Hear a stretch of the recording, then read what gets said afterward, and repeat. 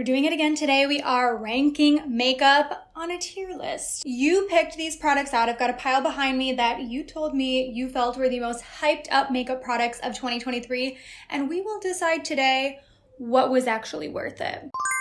If you missed the last video that I did like this, I can leave it linked down below, but it was another tier list video specifically talking about like the super buzzed about products on the internet. But today, while we're getting into this like end of the year wrap up time frame, I want to reflect on the makeup that was the most hyped up, the stuff we could not escape, the launches that everyone was talking about. And I'm here to tell you my opinion, whether I think they were worth it or not. So let's quickly run down what our categories are going to look like, okay? So in the top spot, the highest earning that something can get on our ranking list today is the category called Worth the Hype. This is going to be a little more rare. You know, not many things are going to make it into this category, I hope. I mean, we'll see. But that's like the best of the best. And then right beneath that, we've got the I'm impressed category. This is for the products that are good. They lived up to the hype, but maybe we were being a little dramatic about them, okay? We've also got the it's average category. This is for products that I enjoyed. I don't think they have any major faults, but I don't think the hype was justified. And the lowest two categories are for ones where I'm like, wait a minute, what are we doing? Okay, so we've got the I don't get it category. These are for the products that disappointed me. And then we have the category that I'm calling they lied to us, where I look at these products and I genuinely cannot comprehend the amount of hype and buzz that they got because my experience with the product was not great, okay? Let's start off. Oh, okay, this is a good one. This is a really good one. So this is from Charlotte Tilbury, and this moisturizer retails for $100. So this is Charlotte's Magic Water Cream, darling. And this actually is brand new. Whenever I talk about this, I know it's kind of a confusing launch because they've had the Magic Cream for a while now, and it's also $100. But this is the version they dropped this year in 2023 around like summer, fall. This is the Magic Water Cream. So the biggest pro that I will give this product is that it is unscented, which is not common for Charlotte Tilbury skincare products. I like that they went with a fragrance-free option here. You know, it's a moisturizer though at the end of the day. My experience with this was so underwhelming. From the first time I used this, I was very skeptical. I'm like, what could make this worthy of $100? When I already have moisturizers around the like $40 to $50 price point that are stars in my routine. And granted, even that, $40 to $50, I don't want to spend that much on a moisturizer, but I will. But $100, let's be serious. So this from the start, I was skeptical of. Where would I put this on my ranking? It's definitely not worth the hype. I definitely wouldn't say I'm impressed. I'm really debating between it's average and I don't get it. I think I'm going to put it in the category of I don't get it simply based on the price point alone. As a moisturizer, it's fine. I wouldn't say I have any qualms with this product. It hydrates my skin, which is what I'm asking of from a moisturizer. But for the price point, I don't get it. Okay, we're gonna be tough. I want to score these very harshly, if you will, you know, fairly. But I want you to save some money if you can. Like, you don't need to buy a $100 moisturizer. Okay, what's next? Oh, okay. We're starting off big with one of the most controversial launches of the year. Would you agree with me? The Merit Single Shadows. These had the internet in a frenzy. Were you team I liked these or team I hated these? Because in my experience, there was very little middle ground with these eyeshadows. They were just as polarizing as they get. You either loved them, you think they're like holy grail, you wear them every single day, or you absolutely despise these. And I can truly, I understand both perspectives here because it's a pretty unique formula. It is a cream eyeshadow in a pot. We've definitely seen that before, but the texture and the performance of this is a little bit unique because it's a kind of stiff product. So blending it out on its own, if you're doing it quickly, it's fine, but it's not something you can sit there and take your time and layer up multiple shadows with. So I said this in my initial review, and I still firmly stand by this stance.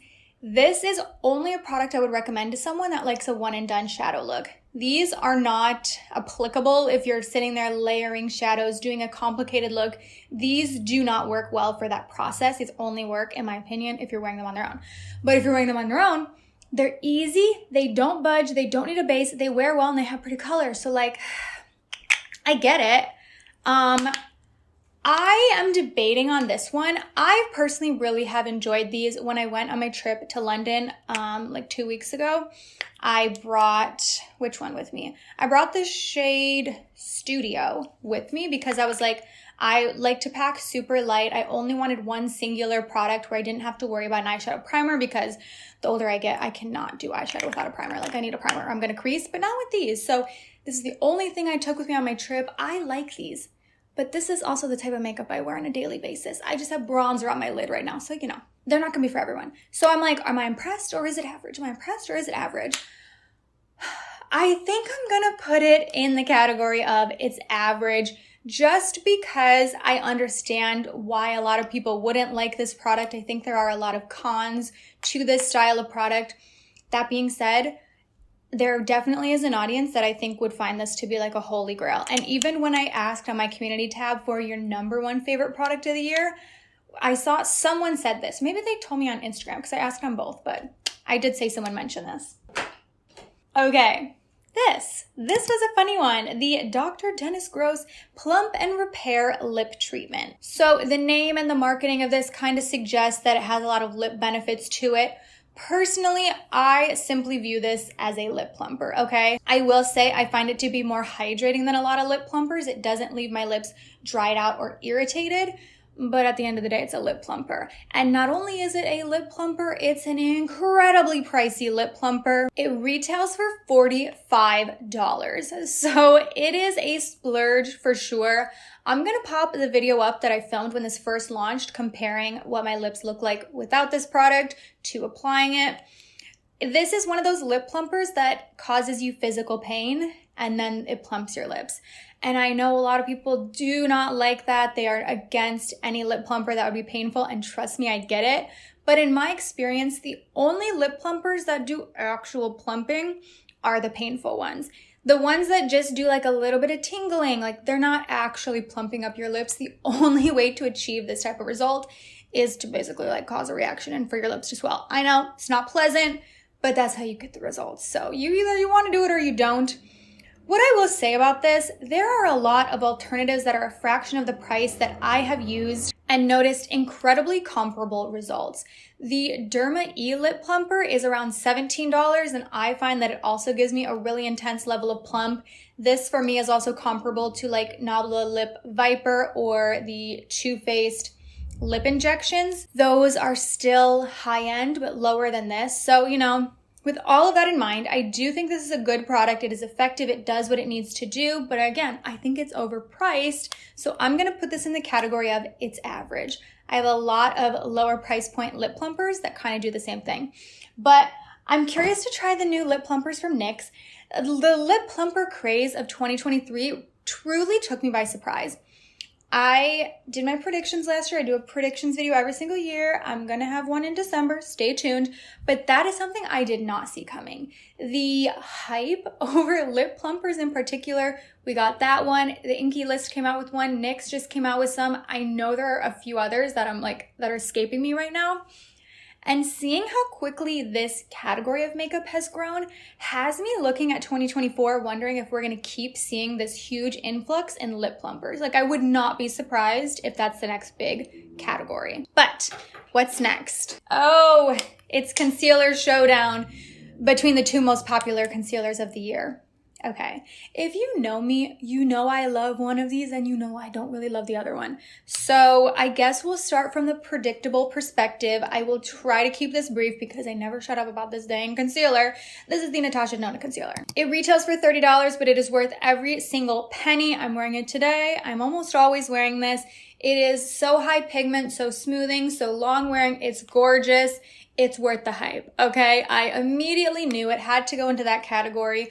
I even said in a recent video, I was like, I'm gonna try my best not to talk about this again until I do my end of the year favorites. But here I am again with the dang Natasha Denona concealer. One that I didn't love as much, but I would say this one arguably has been even more popular and buzzed about throughout 2023. This is the Tower28 Sunny Days Concealer. So definitely a lower price point than the Natasha Denona one. This one is $8 less, and I have mine in the shade DTLA. Now, this upon initial application, it's gorgeous. It is smoothing, it looks beautiful, it's radiant without being too glowy, you know? It has this really natural finish to it. It looks incredible, but this wears horribly for me. I don't know what it is because I hear that so infrequently. Like, most people seem to really, really enjoy this. I just cannot deal with the creasing. So for me, it's going in the I don't get it category. And I feel like I've tried this a lot of ways. I've had a lot of recommendations to let it sit for longer or try not setting it. Regardless of the application that I choose, it just doesn't wear well for me. Like, my under eyes just don't want to like this. It is nothing like my Natasha Denona one that just like naturally wears well throughout the day without me having to like jump through all these hoops to make it want to last, you know? Okay, obviously the e.l.f. Woah Glow. This, especially in the beginning of the year, I felt like this was everywhere. Also, I'm like 99% sure these all launched this year. Did I already say that? But if any of them came out in 2022, I'm sorry. I'm so sorry about that. But the e.l.f. sunscreen, I purchased a little baby of this when it came out because I wanted to try it out. Funny enough, I have not finished this yet. I kind of forgot I had it until this video because I don't always love a glowy product like that, you know? But e.l.f. obviously was trying to dupe Supergoop with this. e.l.f. has been on a duping spree lately, which I don't know how I feel about it. I've always loved e.l.f. They're like a tip-top brand for me, but lately I'm like, okay, stop with the dupes. I want to see you do something else. I don't know. That being said, I think that it's incredible that they're offering affordable versions of a lot of the hyped-up products, so I don't know. But the original Supergoop Glow Screen I think is a fantastic formula, especially if you're into that glowy base. And this, I think, is an incredibly comparable product. The level of glow is rather similar. I think this wears beautifully on under makeup. You can wear it on its own. I find it to be a little bit like Tin Man-like on its own. I mean, not necessarily, but personally, I don't enjoy wearing this on its own because I don't like that much of a glow. But I'm gonna put this in the category, I'm like, is it average or am I impressed? I think they did a good job with it. I definitely don't think it's like the best thing ever, but I'm going to say I'm impressed. I think it's a good formula. I appreciate the price point. And what I really like is that they offered it at different depths. They have 3 different shades of this. So I have the shade Sunbeam, which is the lightest one. And then they have more of a medium one and more of a deep one. And I think that's what sunscreen brands should be doing when they're offering tinted formulas. I think it's imperative that they have a range of shades that are going to work for people. So love that e.l.f. gave us that. Should we stick in the glowy base category? I want to talk about the the B-Goldi. The B-Goldi. That was tough for me to get out. But the B-Goldi drops from Drunk Elephant. Not to be confused with the D-Bronzy, okay? In the other version of this video, we ranked D-Bronzy. That is like the bronzer drops. These are the ones that came out this year. These are like highlighter drops. So I would say this is kind of a why can't I talk right now? A similar formula to the e.l.f. ones, but minus the sunscreen. And what I actually would have loved to see Drunk Elephant do is launch this with sunscreen in it, because the concept of all the drops from Drunk Elephant is that they include skincare. So with this one, it has niacinamide in it. That being said, I know that's like a nice perk of this, but I would say finding niacinamide in makeup products has become incredibly common recently. So I don't necessarily feel that that gives this product a major advantage over other glowy primers like this. And I think this style of product has truly flooded the market in the last few years. So it's already incredibly easy to find something at a low price point. So for this to retail for $38 feels very steep, especially when you consider that this packaging It's cute. It's Drunk Elephant, so it's cute, but I don't even think this packaging looks like $38 packaging. You know what I mean? It's like a plastic squeeze tube. So for me, this is nice, but once again, it's an overpriced product. So I'm going to put this in the category of it's average. Yes, I enjoy the skincare benefits of it. I think this wears well on the skin and it looks nice and I have no qualms about it, but I don't think that this is necessarily worthy of the hype that it received because there are so many similar products that we've had for years already that are a fraction of the price point. So this for me is just like another one of those glowy primers. Like had they launched the same thing with sunscreen in it, I think I would have been pumped. One I do not have anymore is the Milani Highly Rated Tubing Mascara. So this got a lot of buzz because it's supposed to be a dupe to the Thrive Tubing Mascara. I cannot confirm or deny that because I have not tried the Thrive one.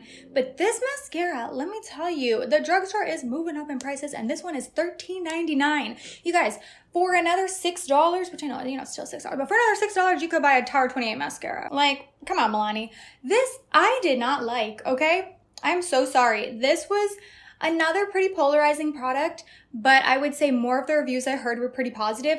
I do not get it. I found this to be kind of globby. It like applies a lot at once and it would leave my lashes like stick straight. If you're looking for a curl, this is not going to be your friend. Also, I found that it would not really build like at all. Like it would give me a lot of volume out the gate, but I couldn't really define the lashes because it's a little bit globby and I couldn't get any build from it. So I still always felt like my lashes looked underwhelming, but like there was a lot of product on there. The pro that I will give this product is that the removal is fantastic. I love that about tubing mascaras, but they're not all created equally. Some I feel like are much more satisfying in that removal process where they're just like sliding these little cones off your lashes. That's what you'll get from the Milani one. So if you are a fan of that, you will like that aspect of this, but just the performance of the mascara was incredibly underwhelming for me. Like truly one of my least favorites of the year. I'm putting that in they lied to us. Like I just do not think that's a good mascara, especially for $14. There are a lot of other drugstore alternatives that are way better, in my opinion. Okay, the Rhode lip balm. So this one technically was a 2022 launch, but they came out with a lot of colors this year. I feel like we couldn't escape this year, so I wanted to include it. Okay. So I love these. I love the Rhode lip balm. This retails for $16. In general, if we're talking hyped up things from 2023, it was lip treatments in a tube like this. The Summer Fridays ones, I didn't include those today because I talked about them in my last ranking video, but I just think this style of a lip treatment has been all the rage lately, and I don't think that's going anywhere. But the Rhode ones truly are some of my favorites, and one of my favorite parts about this product actually is the packaging. The tube of this, the plastic is a bit thicker, so I feel like it's very easy to get the product out. Now that might seem like a weird little distinction, but for some of them that have the thinner plastic, I feel like I'm having to do the little toothpaste thing where you're going up from the bottom and really trying to push it out. This, I just feel like naturally comes out of the tube very effortlessly. I know that sounds like a weird, like very specific thing, but that's one of my favorite parts about this product. Like I think the packaging is very user friendly. It's hydrating, which is the main thing I'm looking for a lip treatment like this. So judge me, but I'm putting it in the worth the hype category. Also, the fact that so many of these launched this year, and yet this is one of the most inexpensive high-end versions. Like yes, there's drugstore ones, but this retails for $16 versus a lot of other lip treatments like this are in the mid $20 range. So I love that. Okay, a drugstore one that I broke is this one from Essence. This is the Essence blush formula. These got a lot of buzz this year because I was seeing everyone compare them to this. I mean, not this palette in particular, but to the Hourglass blushes. And this is definitely a similar concept. You know, it's a baked blush. It has a bit of glow to it. It's this very smoothing texture. I'm not going to say they're dupes, but I would say it's going to provide a similar effect. So if you're looking for a budget option, I think this is a great formula. These retail for $5.99. And in particular, the shade Shimmery Rose, if you're around my skin tone, I think this is such a flattering, very light pink blush shade. I found myself wearing this so often that I actually broke it. That unfortunately is a big downside for me with my Essence products. The packaging is very fragile, which for the price point, I understand and I expect to an extent, but I will say that's a big downside for me with Essence products because so frequently I end up breaking them. I don't know if I'm just a little bit rough or it's because I'm like showing products on camera to do demos. I don't know what it is, but my Essence products often break, and I did break the cap off of this. So that is a bit of a bummer. I will say though, again, I'm okay with that for the price point. So I'm like, is this I'm impressed or worth the hype? I'm impressed, worth the hype, I'm impressed with the hype. I think it's worth the hype.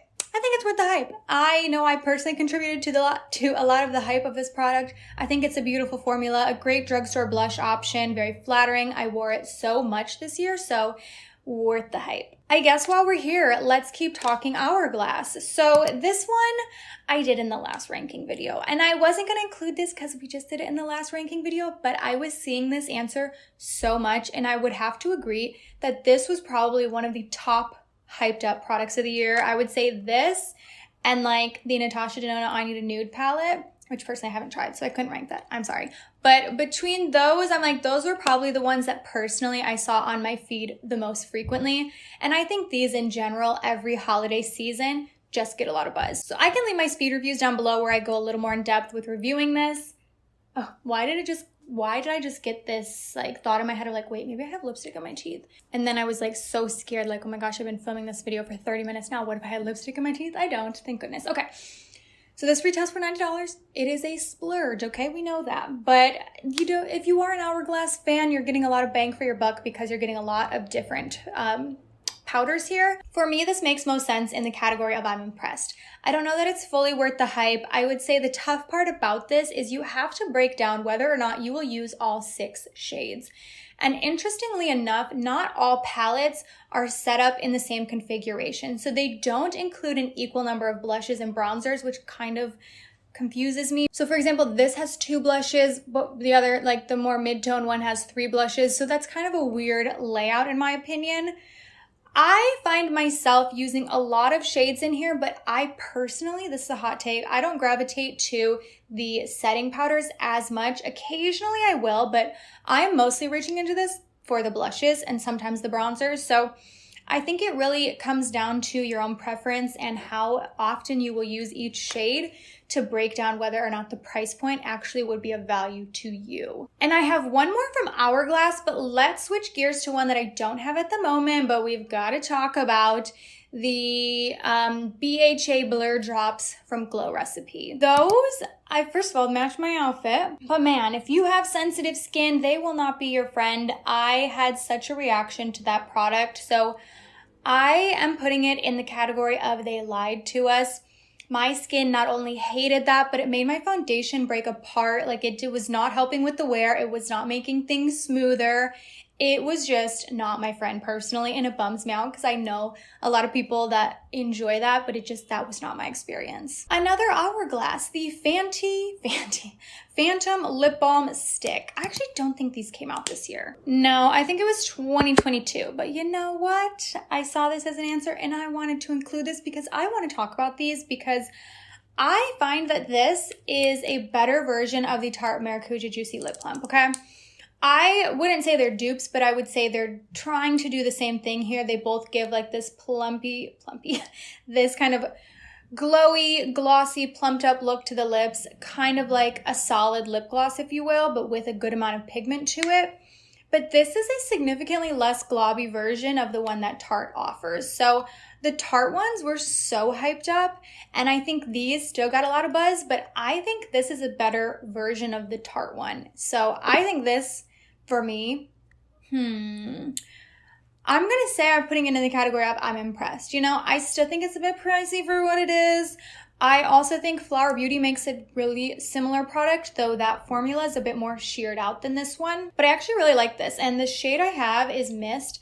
Every time I wear this, it doesn't look like much on my hand here, but I find it to be such a flattering lip shade, so I'm impressed with it. I like doing these rankings, especially when we're talking about hyped up products, because it's tough when so many products get hyped up, and a lot of launches we've seen lately just are good quality. So to be able to kind of rank them against one another and have the distinction between what is good and what is great, I hope is really helpful, and I really hope you enjoyed this video. Thank you so much for watching, and I will see you in my next one. Bye!